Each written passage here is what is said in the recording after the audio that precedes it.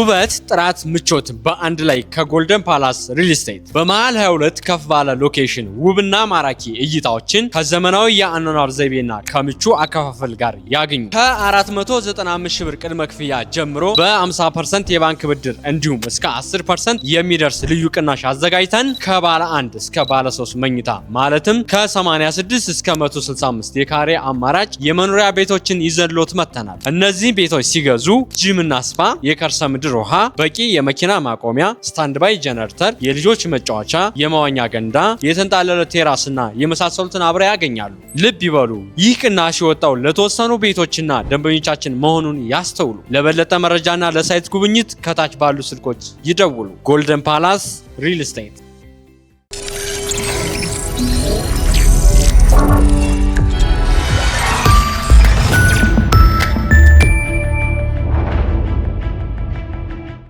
ይህ አዋዜ ሰበር ነው።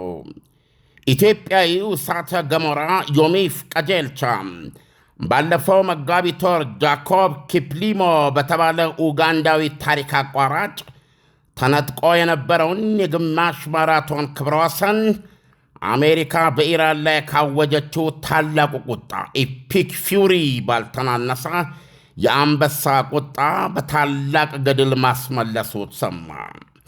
በዚህ ምድር እነ ፊሊፒደስና አበበ ቢቂላ ያቀኑትን ማራቶን ከ2 ሰዓት በታች በመሮጥ ከምድራችን 2 እሳተ ገሞራዊ ብርቆች መካከል አንዱ የሆነው ዮሚፍ ቀጀልቻ የግማሽ ማራቶን ክብረ ወሰኑን ያስመልሰው ዲጎ አርማንዶ ማራዶናና ሊዮኔል ሜሲ ዓለምን ለመማረክ በጨርቅ ኳስ በተጫወቱባቸው የአርጀንቲና ጎዳናዎች ላይ ዛሬ እሁድ መሆኑ ታውቋል። ዮሚፍ ቀጀልቻ ኡጋንዳዊ ጃኮብ ኪፕሊሞ በ57 ደቂቃ 20 ሴኮንድ ተይዞ የነበረውን ክብረ ወሰኑን ብታምኑም ባታምኑም ዛሬ በ29 ደቂቃ ነው ስብርብሩን ያወጣው። ዮሚፍ ገና ለ30 አንድ ፈሪ የሆነ የረጅም ርቀት ኒውክሊየር ነው።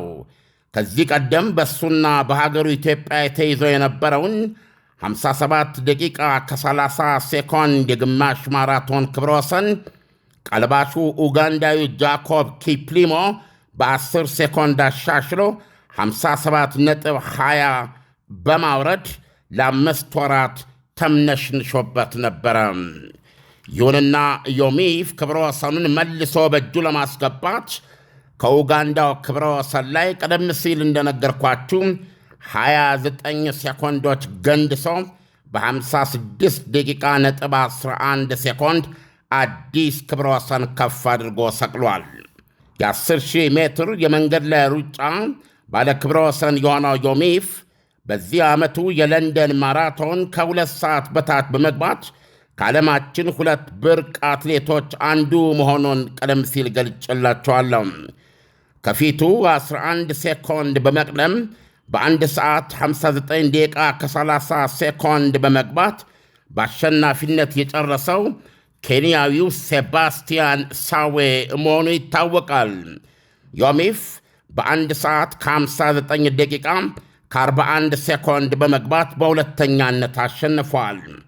ይሁንና እንደ ኢትዮጵያዊነታችን ከልምድ በመነሳት በእርግጠኛነት መናገር የሚቻለው የማራቶን ወደፊት የኢትዮጵያዊ ዮሚፍ እንጂ የኬንያው ሴባስቲያን እንደማይሆን ታሪክ ይመሰክራል። የለንደኑ ማራቶን ለዮሚፍ የመጀመሪያው የማራቶን ውድድር ነበረ። ዮሚፍ ቀጀልቻ ታሪኩ የሚጣፍጥ ክብረ ወሰን አጫጅ ነው። እዚህ ከአዲስ አበባ በስተምዕራብ ከ2 ሰዓት ተኩል በላይ በማይፈጅ የመኪና ጉዞ ርቀት ላይ በምትገኘው አምቦ ከተማ የተወለደው ዮሚፍ ቀጀልቻ ወደ አትሌቲክሱ ዓለም የገባው ትምህርቱን ከ9ኛ ክፍል አቋርጦና ከአባቱ ጋር ተጣልቶ መሆኑን ታሪኩ ይዘግባል። ከአቶ ቀጀልቻ አቶማ 9 ልጆች 5ኛው የሆነው ዮሚፍ ትምህርቱን እንዲቀጥል ከሚፈልጉት ወላጅ አባቱ በተጻረረ ሩጫ ውስጥ ብትገባ ይሻልሃል፣ ሩጫ እንጀራ ነው እያለም የ10 ቤት ጎረምሳውን ቲኔጀር ልቡን በአባቱ ፍላጎት ላይ ያሳመፀው ጓደኛው አበበ ድሪብሳ መሆኑን ታሪክ መዝግቦ ይዞታል። በነበረው የሩጫ ክህሎት ውስጡ በእርግጠኛነት ሙሉ የነበረው ዮሚፍ ሙሉ ትኩረቱን አትሌቲክስ ላይ ለማድረግ ትምህርቱን ከ9ኛ ክፍል አቋረጠ። ውሳኔው ከቤተሰቡ ጋር ክፉኛ ያጋጨው ሆነ። ከቤት እስከ መባረር አደረሰው። ይሁንና እናቱ ወይዘሮ ብሪቱ ነገሰ የልጃቸውን እቤት አለመኖር ሊታገሱት የሚችሉት አልሆነም ነበረ። ስለዚህም በባለቤታቸው አቶ ቀጀልቻ አቶምሳና በአምስተኛ ልጃቸው ዮሚፍ ቀጀልቻ መካከል ገቡ። አባትና ልጅን አስታረቁ። የልጃቸውን ፍላጎት በማክበርም ከቡራዩ ከነማ ክለብ ጋር መሰልጠን እንዲችል ፖሊስን እንዲቀላቀል አበረታቱት። ወጣቱ የአትሌቲክስ እርፍ ለመጨበጥ ጊዜ አልወሰደበትም ነበር። ከዛ በኋላ ይላል ታሪኩ በፈረንጅ አቆጣጠር በ2013 የዓለም ወጣቶች ሻምፒዮና፣ በ2014 የዓለም ጁኒየር ሻምፒዮና፣ በ2014 የወጣቶች ኦሎምፒክ ውድድሮች ላይ በተከታታይ በመወዳደር በ3000ና በ5000 ሜትሮች ወርቆችን ሁሉ አጥረገረጋቸው።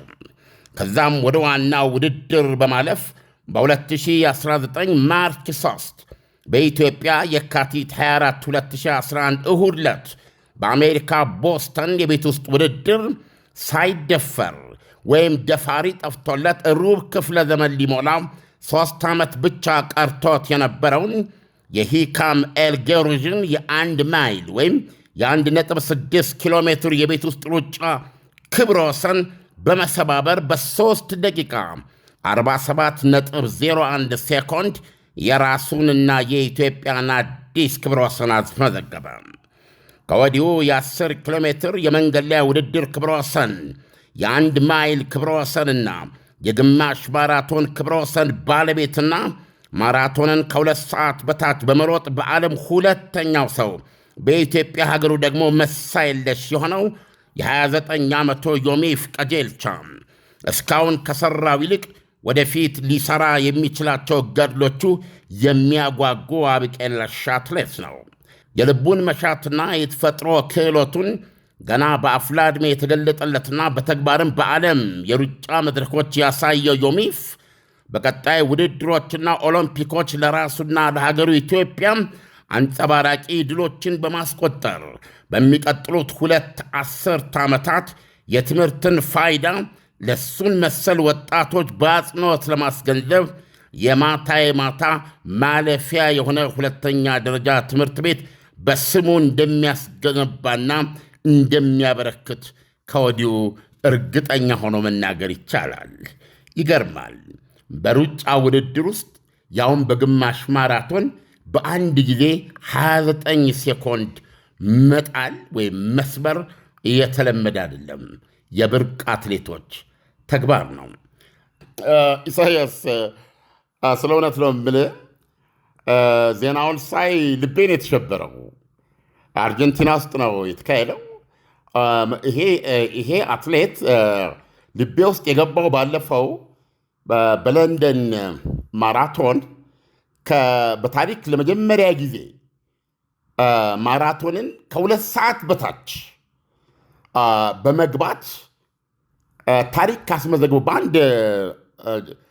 በአንድ ቦታ በተመሳሳይ ጊዜ አንድ የኬንያ አትሌት ቅድም የነገርኩና እሱ ናቸው። ከ2 ሰዓት በታች በመግባት ማራቶን በዚህ በጣም ተደፍሮ ያቅም ኢሳያስ። በእርግጥ የኬንያው ማራቶን ሌጀንድ ኪፕቾጌም ከዚህ ከ2 ሰዓት በታች ገብቷል። ነገር ግን ውድድሩ የተካሄደው ምንድነው እሱን ስፖንሰር ባደረገው የስፖርት ትጥቅ አማካኝነት ለጫማው የተደረገ የማስታወቂያ ሩጫ ነው።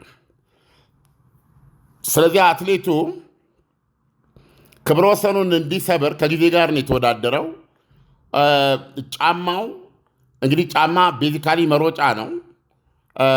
ነገር ግን በአትሌቱ ችሎታ ላይ የራሱን የሆነ ፕላስ ከምቾቱ ለሩጫ ከመመቸቱ ባለፈ ፍጥነት በማፋጠን ደረጃ ምንድን ነው የሚባለው ፋይዳ ያለው ጫማ ነው በሚል ነው። እና ጫማው በነገራችን ላይ አሁን ልዩ ትኩረት እያገኘ ምክንያቱም የማራቶን ውድድር በመሰረቱ ኢንዱራንስ ነው እና ያም ውድድር በራሱ በአትሌቱ አቅምና ትንፋሽ የሚለካ መሆን አለበት። አት ዘ ኤንድ ኦፍ ዘ ዴይ ጫማ እንዲመቸው የበለጠ አይ ዶንት ኖ ሩጫውን እንዲሮጥ ማስቻል አንድ ነገር ሆኖ ነገር ግን ፍጥነቱ ላይ አስተዋጽኦ ሊያደርግ በሚችልበት ሁኔታ ከሆነ ግን ማነው የሮጠው ጫማው ነው ወይስ ሯጭ ነው የሚል ጥያቄ ያስነሳል። ይህን ጥያቄ ከዛሬ 50 ዓመት 52 53 ዓመት በፊት አበበ ቢቂላ የፈታው ነው። አዲዳስ ጫማን ሲሰጡት ተቀብሏቸው ነገር ግን ሳያደርገው በባዶ እግሩ የሮጠበት ምክንያት አገሬ ኢትዮጵያ የምታሸንፈው በወኔና በቆራጥነት ነው በማለት በወቅቱ ማንኛውም አንዳንድ ጊዜ መቼም የዚህ ቢዝነሱ ዓለምን ማስታወቂያ ታውቃለህ። ዝም ብለህ ካዳመጥክ እና ዝም ቢሏቸው ሩጫውን አዲዳስን ያሸነፈው ብለው ከማለት ወደኋላ አይሉም። ስለዚህ በወቅቱ ትልቅ ማስታወቂያ ነበረ ለአዲዳስ። እሱ ግን አዲዳሱን ጥሎ በሌጥ እግሩ ሮጦ ያሸነፈበት ምክንያትም ለትውልድ ባለህ በራስህ እጅ ላይ ባለው የሆነ ነገር ማድረግ ትችላለህ ነው እና ይሄንን ትምህርት ወይም አድዋ ላይ አባቶቻችን ጣሊያንን ከተራራ ግድግዳ ጋር የሰፉት የጣሊያንን ያህል መሳሪያ ኖሯቸው ወይም የጣሊያንን ያህል መሳሪያ ሰሪ ስለሆኑ ሳይሆን ነገር ግን ከሱ ያልተናነሰ ምናልባትም የበለጠ የነፃነት ስፕሪት እንደገና ደግሞ ካሬጅ ጀግንነት እና ሁለተኛም የጦር ስልት የውጊያ አሰላለፋችን ራሱ መመርመር አለበት። ፊት አውራሪ ምንድን ነው የሚባለው እነዚህ የጦር አሰላለፎች ናቸው እና እነዚህ ናቸው ጣሊያንን አይደለም ኢፌክቲቭ በዓለም ላይ ቅኝ ግዛት የአፍሪካ ላይ የተጫነው ቅኝ ግዛት የተሰበረው አድዋ ላይ በ1888 የካቲት 23 ነው የምንለው ለዚህ ነው። በአንድ ቀን ጦርነት ነው የቅኝ አገዛዝ አከርካሪ የተሰበረው። ከዛ በኋላ ሀገሮች የአፍሪካ ሀገሮች ጊዜያቸውን እየጠበቁ ነፃ ወጡ እና ነፃ ገና በመውጣት ላይ እያሉ ባሉበትና አፍሪካ ያኔ የጨለማ አህጉር በምትባልበት ጊዜ ስቲል ከቅኝ ግዛት አልወጡም። ያሙ ነው አድዋ ላይ መብራቱ ፋናው ቢፈነጥቅም አበበ ቢቂላ ማራቶን ሲሮጥ በ1952 አፍሪካ ገና ነፃነት በመውጣት ሂደት ላይ ነች እንጂ አልወጣችም። የጨለማ አህጉር ነው የምትባለው። ዳግም በአድዋ ስፕሪት የአድዋን ቀስቶች ወረወሩ ስፕሪት የአድዋን የጦር ፈረሶች በጋለቡ ጀግኖች መንፈስ ጦርነቱን በመሩት ንጉሥ መንፈስ ጦርነቱን ባዋጉ ጄኔራሎች መንፈስ ጦርነቱን በእግሩ በተጋፈጠው ኢትዮጵያዊ ስፕሪት መንፈስ እንዳየኸው አበበ ቢቂላ የበሮም ኦሎምፒክ ላይ በታሪክ እንግዲህ መቼም እነሱ ጥቁር ሰው ማለት እዚህ በጥቁሩ አህጉር በጨለማ አህጉር ውስጥ የሚኖር በቀኝ ግዛት ውስጥ የሚለነቁጥ በእውነቱ ለመናገር አፋውቶ መናገር ይችላል ሰብ ሂውማን ግማሽ ሰው ብለው በቆጠሩት ጊዜ ቀልባቸውን ገፈፈው። የጥቁሩን ሰው ልዕልና ገለጠው ለማመን እስከማይችሉ ድረስ ማለት ነው። አድዋ ለኢትዮጵያዊ ተማሪ ለኢትዮጵያዊ ትውልድ እንደዚህ የማይሸነፉ ትምህርቶች ናቸው፣ የማይሸነፉ ስፕሪቶች ናቸው። ኢትዮጵያውያን ማለት ምን ያህል የነፃነት ቀናይ መሆናቸውን ነው ያሳዩት። ለነፃነታችን ቀናይ ነን። ሮም ላይ አበበ ደግሞ ነፃነትን ከያዝክ በኋላ ከዛስ ነፃነት የሆነ ነገር ማድረግ ይጠይቃል። ነፃነት በነፃነት መስራትን አዲስ ነገር መጨመርህን በሳይንስ በቴክኖሎጂ በእውቀት በስልጣኔ መራመድና መገስገስን ይጠይቃል። አለበለዛ ነፃነት ካልተጠቀምክበት ነፃነት የሚሰጥህን ጉልበት አቅም የመሆን መንፈስ ካልተጠቀምክበትና ምዕራፍ ካላስያዝከው ነፃነትና ባርነት ብዙም ልዩነት የላቸው። ስለዚህ አበበ ቢቂላ የአድዋ አባቶቻችን የነፃነትን ቀናይነት አሳይተው ነፃነትን አጎናጽፈውን ከሆነ በነፃነታችን ደግሞ ምን ማድረግ እንደምንችል አበበ ቢቂላ ለዓለምም ለዚህ ትውልድም ያሳየ ነው። እንግዲህ ይሄ ነው ማራቶን። አሁን በዚህ የማራቶን ሂደት ውስጥ ይሄ ቅድም ያልኩ የኬንያ ስሙን የኬንያ ሌጀንድ ነው። 2 ኦሎምፒክ አሸንፏል። የኦሎምፒክ ማራቶንን በተከታታይ አሸንፏል። ለማስታወቂያ ሩጫ ከ2 ሰዓት በታች መግባት ቢችልም ተቀባይነት አላገኘም፣ ሳይመዘገብም ቀርቷል። እሱም ራሱ በራሱ በጥሬ ጉልበቱ በጥሬ መንፈሱ ሳይሆን ኮሜርሻላይዝድ የሆነ ስለነበረ ተቀባይነት የለውም ያክብረው ሰን። ስለዚህ አሁን በዓለማችን ተቀባይነት ባለ ሁኔታ ማራቶንን ከ2 ሰዓት በታች የሮጡት 2 አትሌቶች፣ አንዱ ሴባስቲያን የሚባል ኬንያዊና ሁለተኛው የኛው ዮሚፍ ቀጀልቻ ነው ማለት ነው። የመጀመሪያ ማራቶን ነው ለንደን ኢሳያስ ለንደን ማራቶን እኮ እኔ እስከማውቀው ለኃይሌ እምቢ አለች እኮ ልጅ። ኃይሌ ገብረስላሴ እኮ ከጊዜ ጋር የሚሮጥ ሰው ነው አይደለ እንዴ? ኃይሌ ገብረስላሴ ከሌሎች አትሌቶች አቋርጠው ጠላ ቤት ይግቡ ወይም ምን እንደሆነ እሱ ብቻውን ለኃይሌ ከሰዓት ጋር እየተቆጠረለት የሚሮጥ ክስተት ነው። ታስታውሳለህ? በተለይ በዛ በአፍላ ዘመኑ ማለት ነው።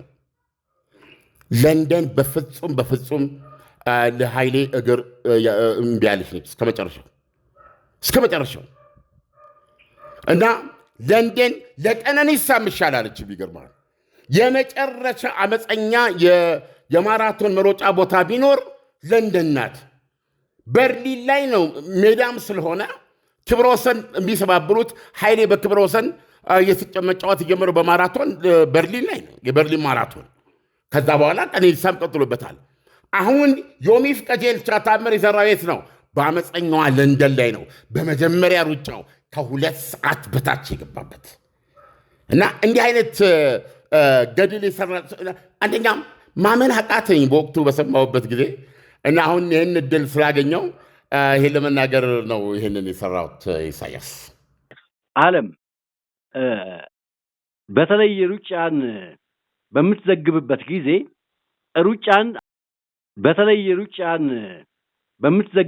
ጊዜ ሩጫን አሁን ለምሳሌ ከአሜሪካና ኢራን ጦርነት ጋር ማነጻጸር፣ ይሄ የምታነጻጽርበት መንገድ እንደኔ በጣም ነው ደስ የሚለኝ እና ከምን ተነስተህ ነው እንደው በዚህ መልኩ ዜናውን የምታቀርበው? በሌላው መልኩ ደግሞ 29 ሰከንድ በሩጫ ያለው ዋጋ ምንድን ነው? እስቲ እንደው ስለሱ የተወሰነ ነገር ብትነግረኝ።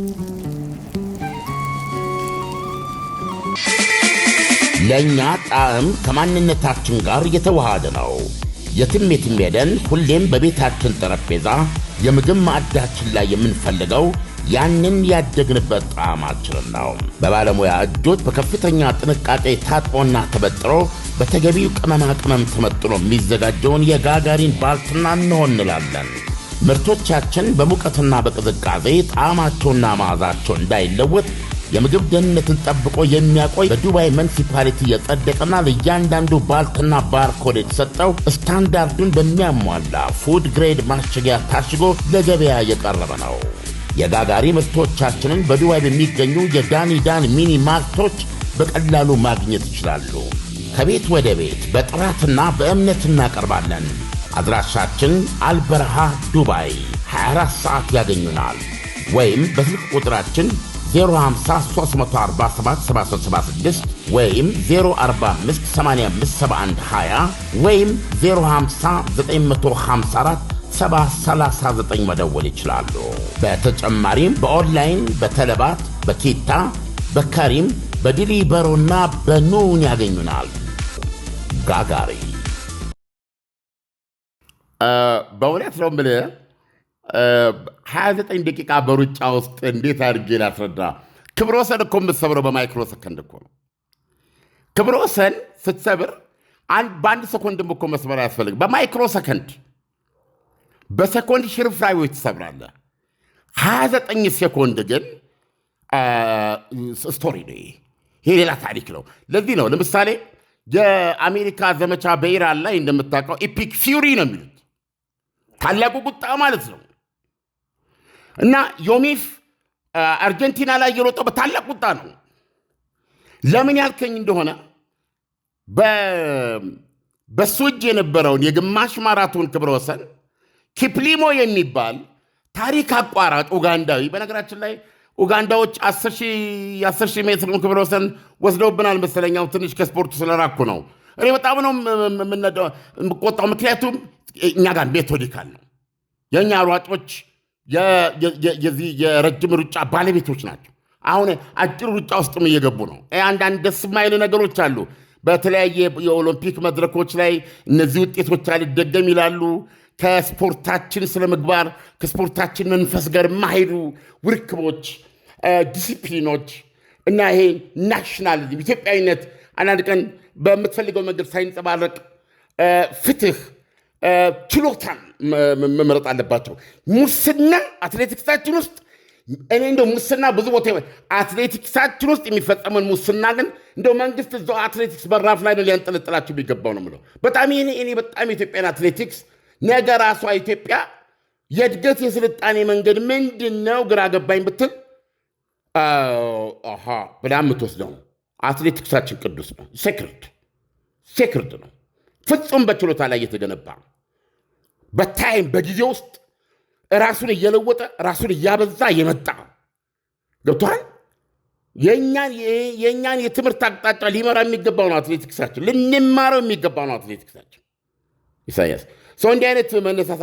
ስለዚህ አሁን ይህ ዮሚፍ ይዞት የነበረውን ክብረ ወሰን ባለፈው ማርች ሊዝበን ፖርቱጋል ውስጥ በተደረገ የግማሽ ማራቶን ሩጫ ክሊሞ የሚል ኡጋንዳዊ በ10 ሴኮንድ ሰበረው። ኢሳያስ ዮሚፍን ማለት ነው።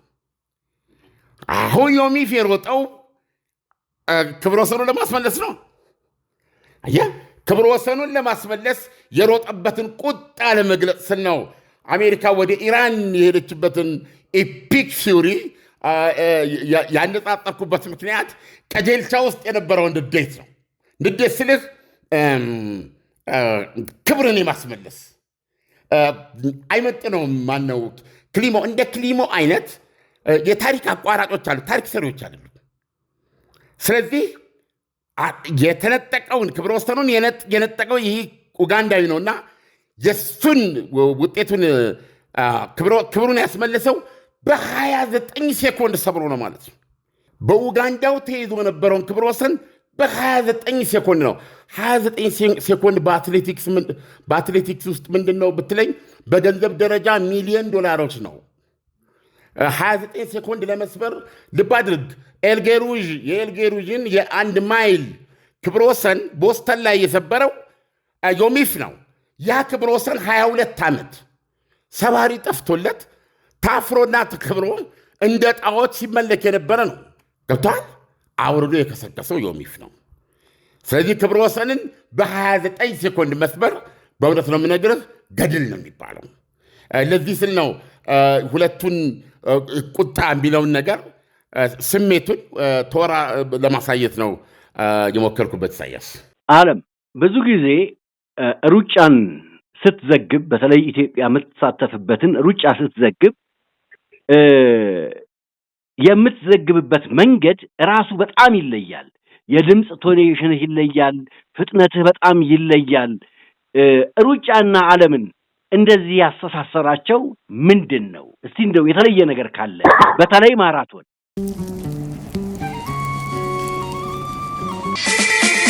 ለእኛ ጣዕም ከማንነታችን ጋር የተዋሃደ ነው። የትም ሄደን ሁሌም በቤታችን ጠረጴዛ የምግብ ማዕዳችን ላይ የምንፈልገው ያንን ያደግንበት ጣዕማችንን ነው። በባለሙያ እጆች በከፍተኛ ጥንቃቄ ታጥቦና ተበጥሮ በተገቢው ቅመማ ቅመም ተመጥኖ የሚዘጋጀውን የጋጋሪን ባልትና እንሆንላለን። ምርቶቻችን በሙቀትና በቅዝቃዜ ጣዕማቸውና መዓዛቸው እንዳይለወጥ የምግብ ደህንነትን ጠብቆ የሚያቆይ በዱባይ ሙኒሲፓሊቲ የጸደቀና ለእያንዳንዱ ባልትና ባርኮድ የተሰጠው ስታንዳርዱን በሚያሟላ ፉድ ግሬድ ማሸጊያ ታሽጎ ለገበያ የቀረበ ነው። የጋጋሪ ምርቶቻችንን በዱባይ በሚገኙ የዳኒዳን ሚኒ ማርቶች በቀላሉ ማግኘት ይችላሉ። ከቤት ወደ ቤት በጥራትና በእምነት እናቀርባለን። አድራሻችን አልበረሃ ዱባይ 24 ሰዓት ያገኙናል። ወይም በስልክ ቁጥራችን 050-347-7776 ወይም 045-85-7120 ወይም 050-954-739 መደወል ይችላሉ። በተጨማሪም በኦንላይን በተለባት፣ በኬታ፣ በካሪም፣ በዲሊበሮና በኑን ያገኙናል። ጋጋሪ ሩጫ በጣም የሚያርካኝ ስፖርት ነው። ለምሳሌ ያው ሩጫ ዞሮ ዞሮ የማንም ይሁን ስታየው በጣም ይነካኛል።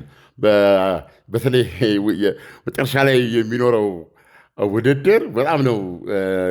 በተለይ ደግሞ ኢትዮጵያ በምትወዳደርበት ጊዜ እውነቱን ለመናገር ከሰው ጋር ሆኖ ለማየት አልፈልግም።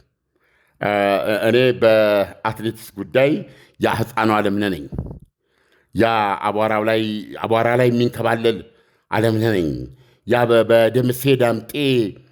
በደምሴ ዳምጤ ጭንቀትና ሳግ ውስጥ የተፈጠረ በዛ ሳግ ውስጥ የተፈጠረ ኢስላይክ የኢትዮጵያ የመውደቅና የመነሳት ጉዳይ ይመስለኝ። እኔ እንደው እንደ ስፖርት አድርጌ ከዛ በኋላ አንደኛ ሁለተኛ ብለው አልፎ ሰዎች ወደ ሌላ ጉዳይ የሚያደርጉት አይመስለኝ።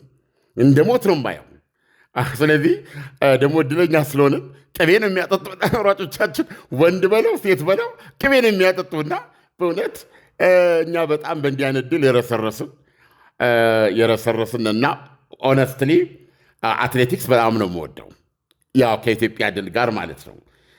እና ዋናው ምክንያት ይሄ ነው፣ ለአትሌቲክስ ያለኝ ፍቅርና አትሌቲክስን እኔ እንደ ኢትዮጵያ መገለጫ እንደ ኢትዮጵያ መታያ አርጌ ነው የማየው። ይሄን ያመጣብኝ ደምሴ ነው፣ ምንም ጥያቄ የለውም። ሁላችንም ተወራራሽን ከቀደመው ነው እየተማርን የምንመጣው እና ብዙ ጊዜ በሬዲዮ የመከታተል በሬዲዮ እከታተል ነበር እና ህመም ሁሉ አለው እሱ ሲያቀርበው እና ያ ውስጥ ያለ ሰው በተራዬና በጊዜ ደርሼ ስመለከተው ከዚህ ውጭ ላይ አልችልም። እና ተመልከት እንግዲህ አሁን ዮሚፍ አሁን በቅርብ የመጣ ልጅ ነው። እንዲህ አይነት እርካታ ሰጥቶናል ማለት ነው። እና አይ ቲንክ የመለስኩ ሌላው የማይሆን ምንድን ነው አትሌቲክሳችን ውስጥ ደግሞ ሳይ እንደ ፊሎዞፊካል አድርገህ ልታየውም ትችላለህ። መሰረቱ ጣለበት መንገድ መሰረቱን የጣለውን ባለታሪክ ስትመለከትና ስኬቱን በየጊዜው የመጨመር የማደግ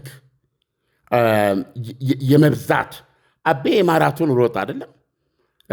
ከዛ ደግሞ በቀጣዩ ማሞ 10,000 ሮጠ፣ 5,000 እነ ከድር ከነምሩጽ ጋር የሚሮጡት እነ ከ10,000 5,000 እያለ አሁን ቫራይቲውን በየዘርፉ ያሳየ ያለውን ጤናማ እድገት ሜሪት ላይ የተመረኮዘ ክህሎት ብቃት ላይ የተመረኮዘ እና ትህትና የአትሌቶቻችን ባህሪ የአትሌቶቻችን ማንነት ቀረብ ብለህ ስትመለከተው ከአንደበታቸው ጀምሮ እንግዲህ አበበ ቢቂላን በጣም ቀርቦ ማየት ይጠይቃል። አበበ ቢቂላ ከሚናገራቸው ካደረጋቸው ከተግባሩ ከውጤቱ ሌላው ቀርቶ በሕይወቱ ላይ የደረሰውን አደጋ የሚተመለከተበት መንገድ እምነት ፌዝ ያለው ትሩዝ የሚገዛቸው ናቸው።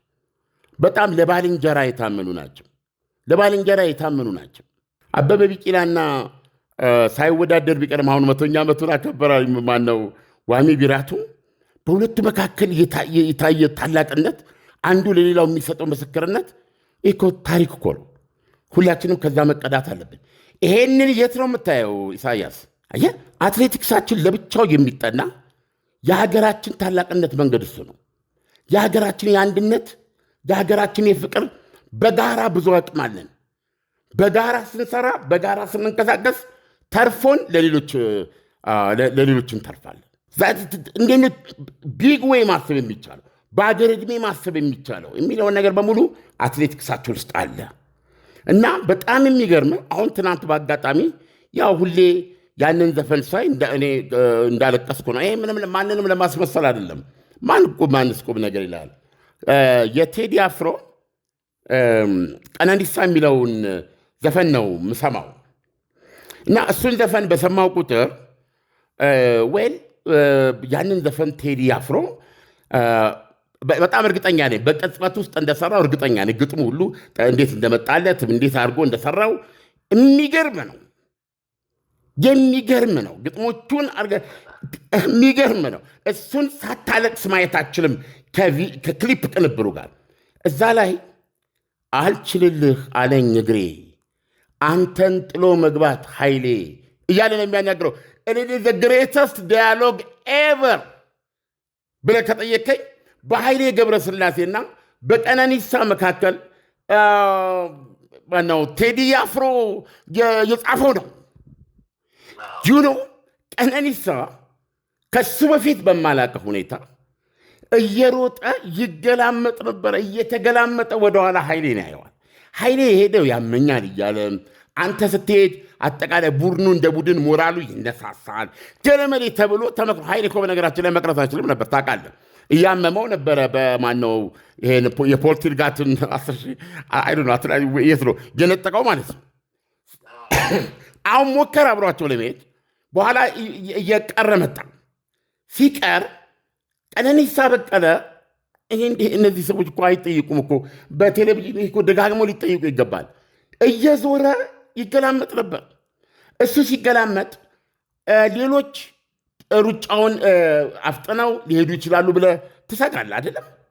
እና እዛ ያየውና በደጀንነት በግጥሙ ላይ በደጀንነት ያስቀመጠውን ለቀነኒሳ አንጸባራቂ ድሎች በእውነት ነው የምነግርህ ትልቅ አስተዋጽኦ ያደረገው ሁለተኛው ማን ነበር? እንደው ይቅርታ አድርግልኝ አሁን ስናገር አንዳንዴ ከእድሜ ጋር ስሞች እረሳለሁ። የጥሩነሽ ባለቤት ማለት ነው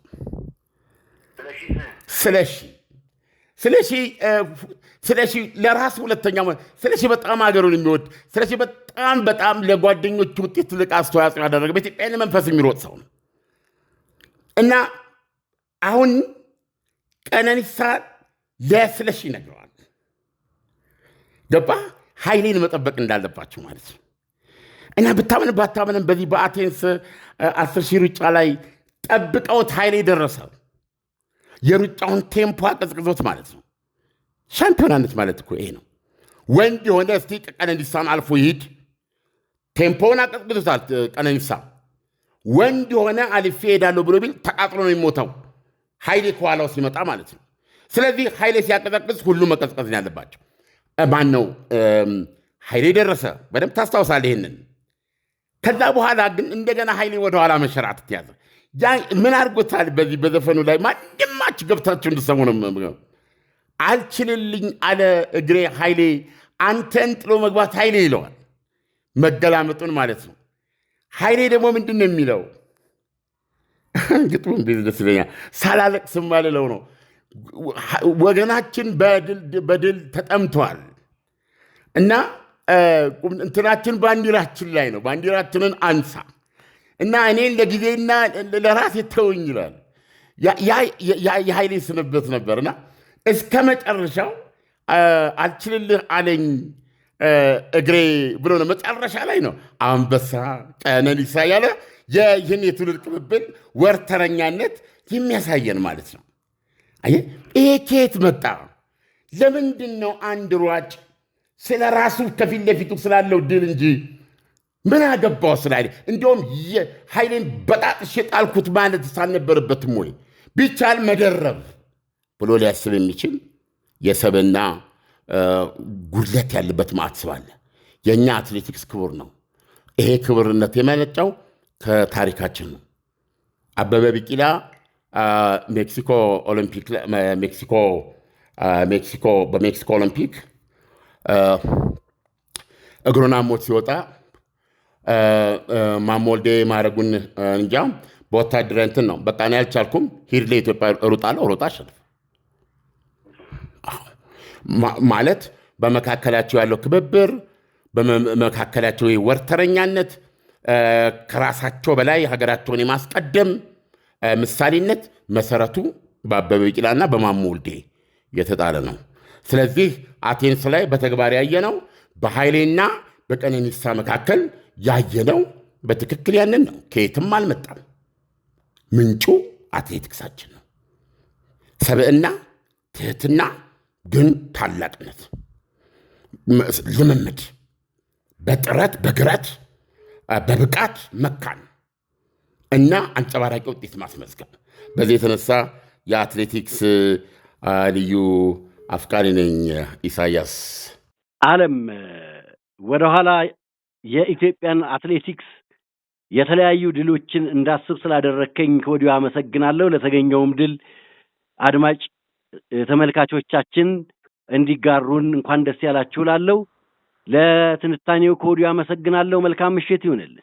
መልካም ምሽት ኢሳያስ። ውበት፣ ጥራት፣ ምቾት በአንድ ላይ ከጎልደን ፓላስ ሪል ስቴት በመሃል 22 ከፍ ባለ ሎኬሽን ውብና ማራኪ እይታዎችን ከዘመናዊ የአኗኗር ዘይቤና ከምቹ አከፋፈል ጋር ያገኙ። ከ495 ሺህ ብር ቅድመ ክፍያ ጀምሮ በ50% የባንክ ብድር እንዲሁም እስከ 10% የሚደርስ ልዩ ቅናሽ አዘጋጅተን ከባለ 1 እስከ ባለ 3 መኝታ ማለትም ከ86 እስከ 165 የካሬ አማራጭ የመኖሪያ ቤቶችን ይዘንሎት መጥተናል። እነዚህ ቤቶች ሲገዙ ጂም እና ስፓ፣ የከርሰ ምድር ውሃ፣ በቂ የመኪና ማቆሚያ፣ ስታንድ ባይ ጀነሬተር፣ የልጆች መጫወቻ፣ የመዋኛ ገንዳ፣ የተንጣለለ ቴራስና የመሳሰሉትን አብረው ያገኛሉ። ልብ ይበሉ፣ ይህ ቅናሽ የወጣው ለተወሰኑ ቤቶችና ደንበኞቻችን መሆኑን ያስተውሉ። ለበለጠ መረጃና ለሳይት ጉብኝት ከታች ባሉ ስልኮች ይደውሉ። ጎልደን ፓላስ ሪል ስቴት